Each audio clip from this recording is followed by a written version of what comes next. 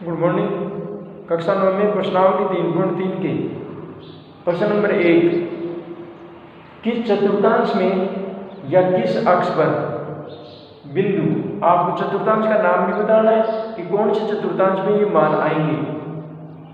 किस चतुर्थांश में या किस अक्ष पर बिंदु, ये भुज, ये कोटि के मान आपको प्रश्न के अंदर दिए गए।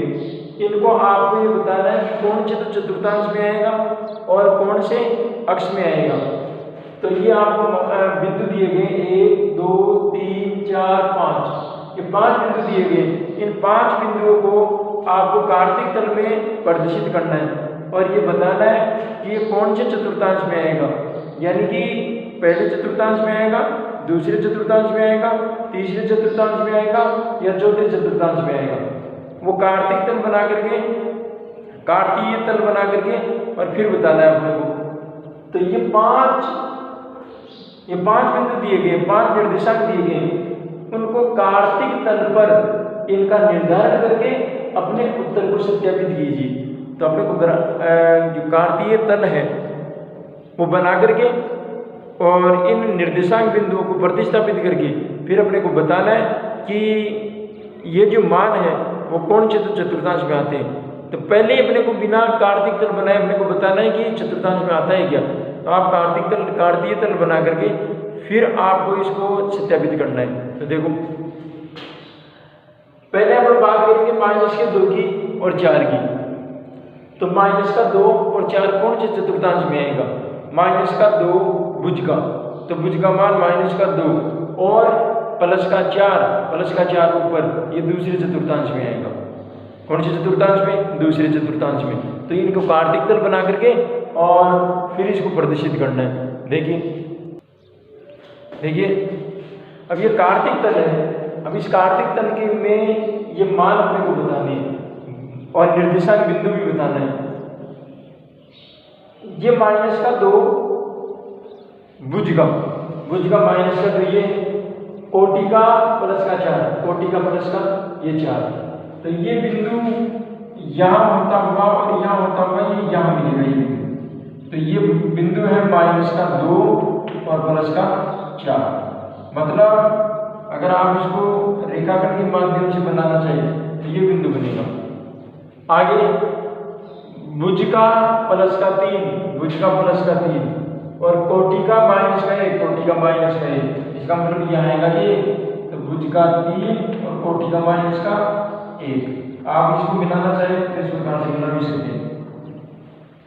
उसके बाद भुज में -1, भुज में -1 और कोटि 0 यही बनाई गई, यानी -1 और 0। और अगर कोटि में होता -1 तो यहाँ था। और फिर +1, ये +1 भुज का और कोटि का 2 कोटि का 2, तो ये आएंगे 1 और 2।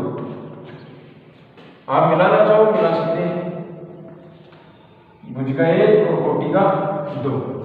उसके बाद -3 भुज का -3 ये और कोटि का -5, कोटि का -5।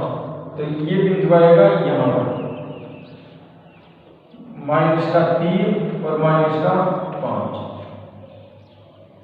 भुज का 3 और -5। इस प्रकार से इसको कार्तिक तल में प्रदर्शित करना था। तो कुल मिला के बात यह है कि जो भी भुज और कोटि का जो मान है, उस भुज और कोटि के मान को आपको इस कार्तिक तल में प्रदर्शित करना है। पहले भुज का मान चेक करना है और बाद में कोटि का मान। तो भुज और कोटि का मान को मिलाने के बाद जो बिंदु आएगा वो निर्देशांक बिंदु है। अब कौन कौन से चतुर्थांश में आएंगे वो देखो आप। ये पहला जरा चेक करो कौन से चतुर्थांश में आया, दूसरे, ये पहला चतुर्थांश है, ये दूसरा, ये तीसरा और ये चौथा। अपने पास में 5 निर्देशांक थे और 5 निर्देशांकों को देखो। ये तो है पहले चतुर्थांश में, ये पहले वाला 3 प्लस का और -1, ये है चौथे चतुर्थांश में। -1 और 0, ये कौन से चतुर्थांश में है? दूसरे चतुर्थांश में। दूसरे चतुर्थांश में। उसके बाद प्लस का 1 भुज का और कोटि का 2 कौन से चतुर्थांश में आया? पहले चतुर्थांश में। और माइनस का 3 और माइनस का 5 कौन से चतुर्थांश में आया? चौथे चतुर्थांश में। तो इस प्रकार से आपको चतुर्थांशों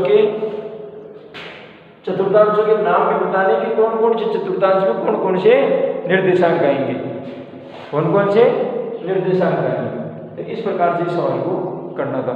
देखिए अगला सवाल। इस सवाल में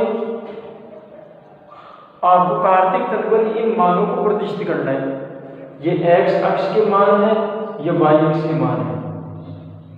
अब इन दोनों अक्षों के जो मान हैं इनकी दूरी का आपको एक एकक लेकर, एकक बोलते हैं पैमाने को, तो एक निर्धारित पैमाना लेकर के और ये जो मान है x अक्ष के और y अक्ष के, इन अक्षों को आपका कार्तीय तल बना करके और इसके मान को आपको प्रदर्शित करना है।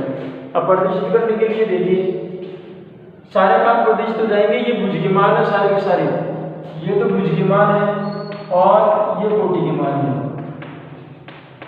ये तो भुज के मान और ये कोटि के मान है। समस्या है कि -1.25 देखिए आपकी जो ग्राफ होती है उस ग्राफ के अंदर छोटे छोटे दशखाने होते हैं। अगर आप पैमाना एक खाना बराबर